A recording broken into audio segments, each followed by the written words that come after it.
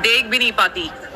मालिनी कीचड़ में गिर गई थी और उसके सारे कपड़े गंदे हो चुके थे, पर कोई उसे उठाने नहीं आया। बल्कि सभी लोग मालिनी के गिरने पर उसका मजाक बना रहे थे। मालिनी अकेले अपने हॉस्टल रूम से यूनिवर्सिटी में क्लास अटेंड करने आ रही थी। उसने काफी अच्छी ड्रेस पहन रखी थी। ध्रुव वैसे तो कभी मालिनी पर इतना ध्यान नहीं देता था, पर कल रात उसने मालिनी को अपनी किताब में पेपर स्टार्स रखते हुए देखा था। तब से ध्रुव का ध्यान मालिनी पर अपने आप ही चला गया। मालिनी म्यूट थी, पर थी कमाल की सुंदर। वो शांति से आ रही थी। उसमें कभी किसी की नजरों में झांकने की हिम्मत नहीं थी, इसलिए हमेशा नजरें झुकाकर चलती थी। रास्ते में अलीशा का पूरा गैंग उसे आते हुए देख रहा था। अलीशा ने मालिनी को आते हुए देखा तो उसके पीछे चलने लगी, और जैसे ही मालिनी ग्राउंड में भरे कीचड़ के पास पहुंची तो अलीशा ने उसके पैरों के बीच अपने पैर फंसाकर उसे गिरा दिया। मालिनी कीचड़ में गिरी तो वहां खड़े लोग जोर से हंस दिए। उसे उठाना तो दूर, सबके सब उसका मजाक बना रहे थे।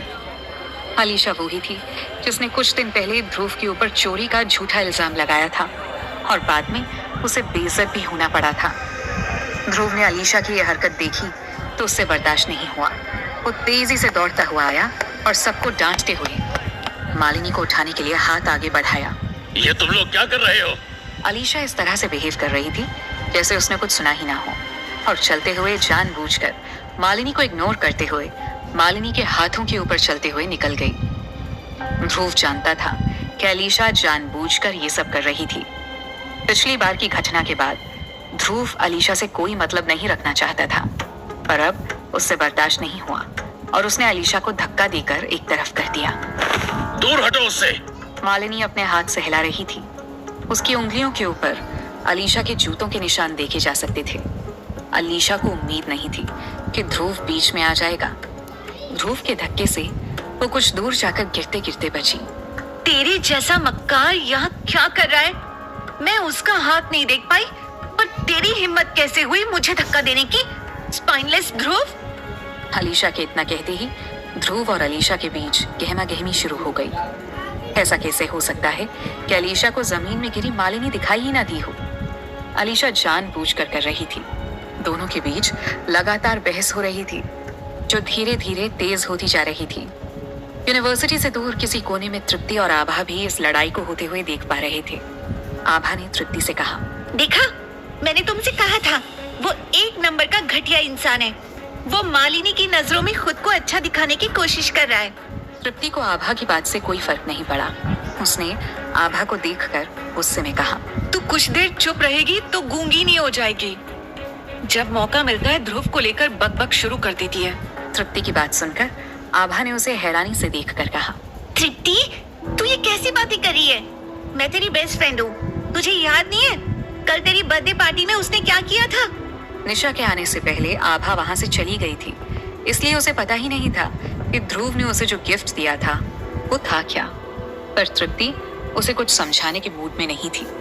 एक तो आभा कुछ सुनेगी नहीं, दूसरा बहस अलग से शुरू कर देगी। इसीलिए तृप्ति ने आभा से बस इतना ही कहा, आभा मेरी बेस्ट फ्रेंड, तू ये नॉनसेंस बोलना बंद करेगी? साफ दिख रहा है कि अलीशा ने मालिनी को गिराया है। वो मालिनी को बुली कर रही है और ध्रुव उसे बचा रहा है। तृप्ति की बात सुनकर आभा के मुंह से केवल इतना ही निकला, क्या तेरा दिमाग खराब है? उधर ध्रुव और अलीशा के बीच बहस बढ़ती जा रही थी। मालिनी को अपनी क्लास अटेंड करने की जल्दी थी, पर ध्रुव अलीशा से माफी मंगवाने पर तुला हुआ था। अलीशा की गलती थी, पर वो किसी भी सूरत में मालिनी से माफी मांगने वाली नहीं थी। माफी मांग उससे। ध्रुव को अपनी इमेज की भी चिंता थी। वो बस मालिनी को इस तरह से बुली होते हुए देखकर उसकी मदद करने के लिए आगे आ गया था। अलीशा भी सबके सामने ध्रुव से दबने वाली नहीं थी। हालांकि वो जानती थी कि ध्रुव भी काफी पैसे वाला था। अलीशा कैसे भी करके इस जगह से हटना चाहती थी, पर गलती उसी की थी। वो ये बात बहुत अच्छे से जानती थी, इसलिए लोगों की सिंपैथी लेने के लिए ड्रामा करने लगी।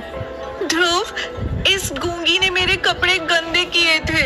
अलीशा ने अपनी पैंट की ओर इशारा करते हुए कहा, क्लास के बाद मुझे डेट पर जाना था। अब इस पैंट को ड्राई क्लीन कराने में कितना खर्च हो जाएगा?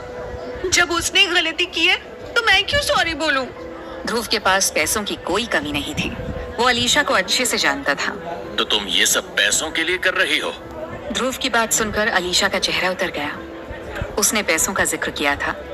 उसे इस बात का भी गुस्सा था कि ध्रुव मालिनी के लिए खड़ा हो गया था। ध्रुव, क्या तुम उस गूंगी के लिए मुझसे भिड़ना चाहते हो? इतना कहकर अलीशा मालिनी की तरफ झपटी। मालिनी को पता नहीं था कि आखिर चल क्या रहा है। वो थोड़ी पीछे हट गई और ध्रुव अलीशा को रोकने के लिए आगे बढ़ा, पर उसी वक्त अलीशा का बैलेंस बिगड़ा और वो खुद भी उसी कीचड़ में गिर गई। हालांकि गलती उसी की थी। उसे कीचड़ में सना देखकर वहां खड़ी भीड़ ठहाका मारकर हंस पड़ी। लोग कीचड़ में सनी अलीशा को देखकर मजे ले रहे थे। अलीशा अपनी हालत देखकर गुस्से से पागल हो चुकी थी। ध्रुव, मैं तुम्हें छोड़ूंगी नहीं। इतना कहकर अलीशा रोते हुए भाग गई। दौड़ती हुई अलीशा अपने कमरे में पहुंची और कीचड़ में सने अपने कपड़ों को देखकर गुस्से में आ गई। उसने रोते